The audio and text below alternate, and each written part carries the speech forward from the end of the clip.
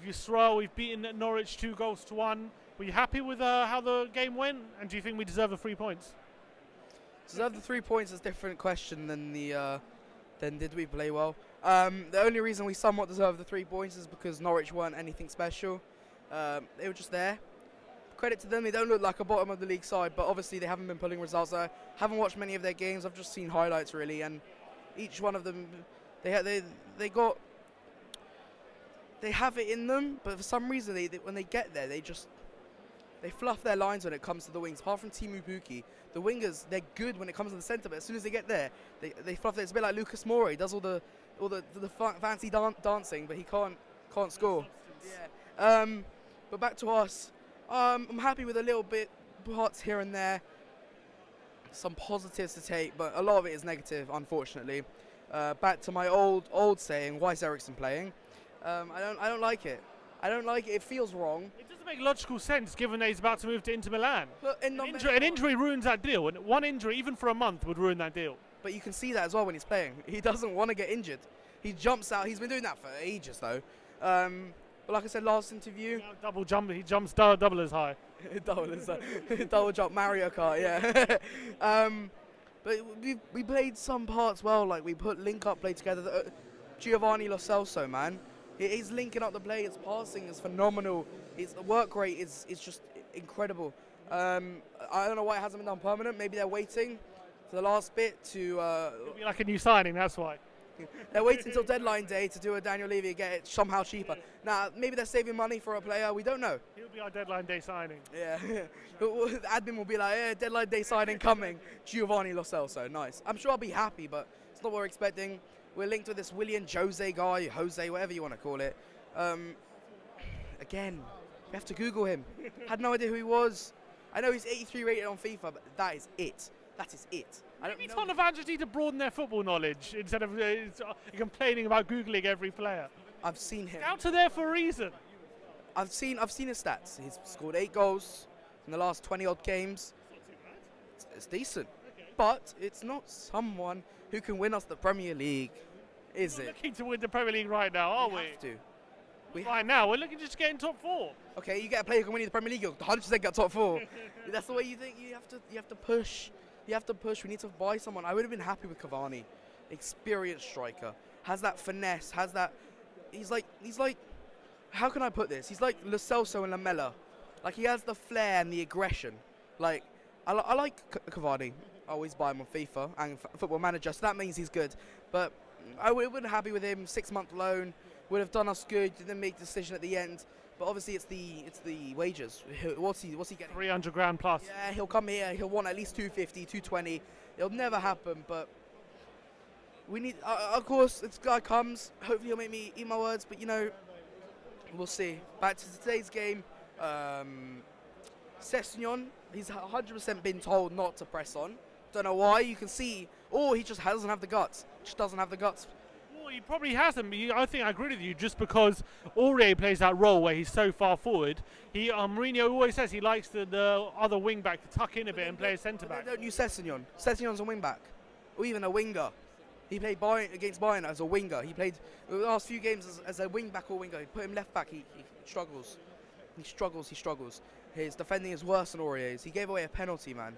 It's not good. Speaking of what happened with the penalty after. How long did it take for the VAR? Mind my language, VAR is fucking shit. It's so annoying. It ruins the whole flow of the game. It adds on time, and then we could get too much at the end, too little. It just destroys the whole game. The whole thing, when it got to the 90th minute and the 6 minutes came up, and you hear the groans and you hear the cheers coming from Norwich, that changes the whole game. 3 minutes would never have got that. It's a whole different game with VAR. The whole thing with Cantwell right at the beginning of the second half on Lamela. It was late. It was barely a yellow. He pulled out his knees. Like, I don't know. Then we're sitting there waiting 2 minutes for a VAR decision on a challenge that was barely yellow. Yeah, it's either a red or not. If you have to use the lines and the slow-mo zooms and everything looks worse than slow-mo. Commentators and pundits and fans have been saying that for years. Everything looks worse than slow-mo. I hit you in the face now. It won't do anything, but it'll be so much worse than slow-mo. It's actually just, it ruins the game. I liked it. Norwich and Tottenham had to sing together. It's not football anymore. Everyone agrees. All right, something has to be done. Whether it minimalizes their thing, or just the screen. Go to the screen, ref. I'll happily take that. It's down to one person. One person's human error. I can live with that. But when there's 5 people looking at it and this, that, and the other, and it's just so much worse. I need to show the replays to the fans. We're sitting there, no idea what they're looking at. They could be looking at something from 5 minutes ago on 5 different plays, but we have no idea. It's being catered for the fans at home, not the fans who actually paid their ticket. I watched Liverpool. I was an armchair fan for the Liverpool match. It was lovely. First, you don't get the whole shit thing that's going on here with the stewards and everything. You don't get the high prices to come here and get drinks and stuff. And watching exactly, there was one incident with VAR, one small incident, and the commentators knew it straight away. They got told straight away. They told us there was a small replay. We know, no, that's not a red. No, that's not. I think it was the Robinson thing. No, that's not this or whatever. Something has to be done. And also, what else was different? Lucas Moura and Isagi dropped. Drop for who? We got no players. Parrott. I think Mourinho's not using Parrott to prove a point, saying I need a striker. 17. We're going to put all this burden on a 17-year-old striker. He's 18. He's 2 days younger than me. My guy Parrott. You could play up front for Spurs, could you? Yeah. I've done it before. I'll do it again. You need to Google me to find me though. Yeah. That's the problem. Yeah. There's nothing really to talk about. There's nothing interesting. It's just a shit game. Okay. That's Tottenham now. There's no. Is there any sense of maybe we're starting to improve slowly? Performances against Liverpool and against Middlesbrough, and got a clean sheet at Watford. We're still 6th. No, we're 5th now, aren't we? I think. Oh no, I think we're. No, we're joint. I think we're 5th on goal difference and 6 points behind Chelsea. Yeah, but Wolves win tomorrow and it's a different ball game. It's Liverpool. We're not going to win. Still, I don't want to be in that position. I don't want to have to watch the Liverpool game and care. Liverpool Wolves.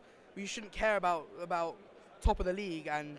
Yeah, but this is where we're at now. Do you think? I'm not happy about that. Okay, take away the last 4 or 5 years, I'll be happy with where we are now. Yeah. But because our expectations have been raised, everything's been raised. The fans' expectations, our training facilities, our stadium, our players. Only thing that hasn't improved is Daniel Levy. I'm a Jew. I'm gonna like him. Okay, I'm gonna like that guy. But he keeps his wallet so deep in his trousers that nothing you can do. He's so, I don't know. There's always a trick up his sleeve. There's never just a bid. There's never a bid. This will be his contract. There's nothing. We're getting this guy. We're bidding for what you want for him. Let's get him in. Imagine you're a player. Okay, you see Tottenham Hotspur coming for you. What do you do?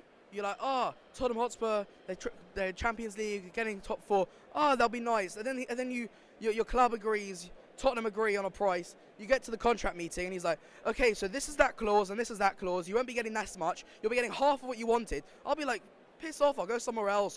West Ham want me or whatever. Like, I wouldn't want to. I don't think I'll be going to West Ham. No. That's how you can rule that one out. Second bottom, enjoy. Go back to your caravans. What else is there? Again, there's not many points of the game. It was a stalemate with bottom of the league, 14 points, 2 away games all season, I think it is. I mean, that's not much better than us, but still, we should have rolled them at the first goal. Someone says floodgates, so we should need a second goal. Get 2-0 like we did Middlesbrough, and sit back. Okay, we didn't play so well, but we got that second goal, so the fans weren't pushing their fans weren't pushing them. It's different. You get 2 goals, it's very different. 1 goal, they're 1-1, and they're looking for a winner. It's 1-1. I don't know. All right, cheers, coming on, YISROEL.